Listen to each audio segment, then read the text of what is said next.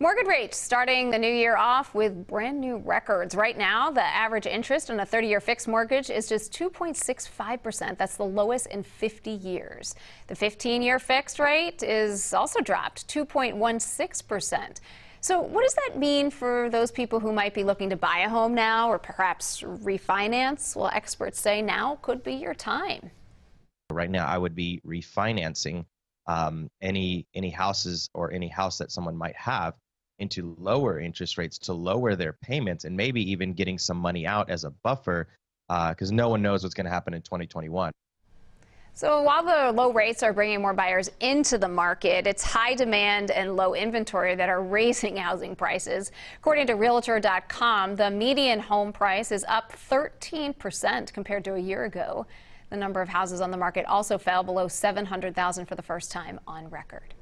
So a lot of people, they like to downsize when they retire. There's a lot to think about, including where you'll live, the cost, do you want to rent, do you want to buy? We're talking to our money expert for advice on some of the factors, at least, to consider how you're going to pay for your retirement home.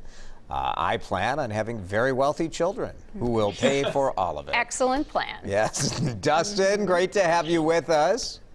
Hey, thank you for having me. What do you think? Is my plan sound? Would Wealth Enhancement sign on to this plan? Oh, absolutely. I think that's my hope anyways. Yes, we all want this. Tell us some of these things. I think a lot of us thought when we retire, we'll buy a home, buy a place in Florida or Arizona or whatever. Sure. You know, I think a lot of people talk about that, like where they may want to go live in Florida or someplace warmer, and a lot of times they want to buy, but it's not always a slam dunk to buy. I say that because, you know what, you get a lot of flexibility from renting. And the one thing that I hear all the time from retirees is how much they want to spend time near their kids, particularly if they're having grandchildren. And that's kind of hard to do when you own a home.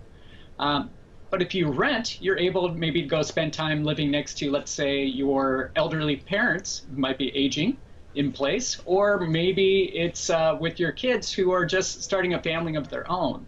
So the flexibility you get from renting is really unparalleled.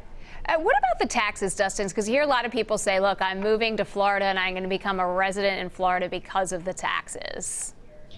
Yeah, so when people talk about moving to Florida or someplace like that to reduce their taxes, what they're talking about is lowering their state income tax, not their federal income tax. And when you look at home ownership, you know what, for a lot of people right now, they're not getting an additional tax benefit on their federal side for owning a home. And that's because the standard deduction is so high these days that, you know what, unless you have a really large mortgage, you're likely not itemizing and therefore not getting an additional tax benefit for that home ownership.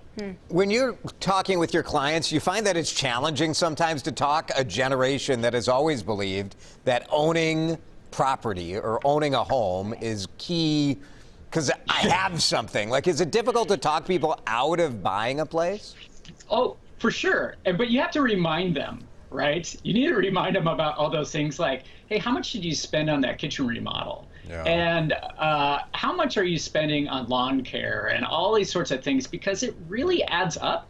And you also have to tell them that they've already accumulated a lot of wealth by owning that home. So maybe it's time to take the money out of that house and use that to go rent in all these different places and try it out. Because, you know, one of the wonders of the world today is that you get to live in lots of different places quite easily. True. So try it out. Right, try it out and check out your monthly payments, what they are different from renting versus buying, and what that means over how long you're going to expect it to live, too. Absolutely. You know, because I think right now, like you just said, interest rates are at an all-time low, so it's an argument to maybe buy, but you need to factor in all those other expenses because renting still might be the right thing to do. Right. I just bought a furnace, Dustin, so you're living there for a while. I understand it. At least 10 years, buddy. At least 10 years. We got to amortize that bad boy off for 10 years before we pay it off. For sure. Yep. For sure. Yep. Well, at least the house is warm. I've got that going for me. Very good. Dustin Smith, Wealth Enhancement Group. Dustin, we appreciate it. Thank you.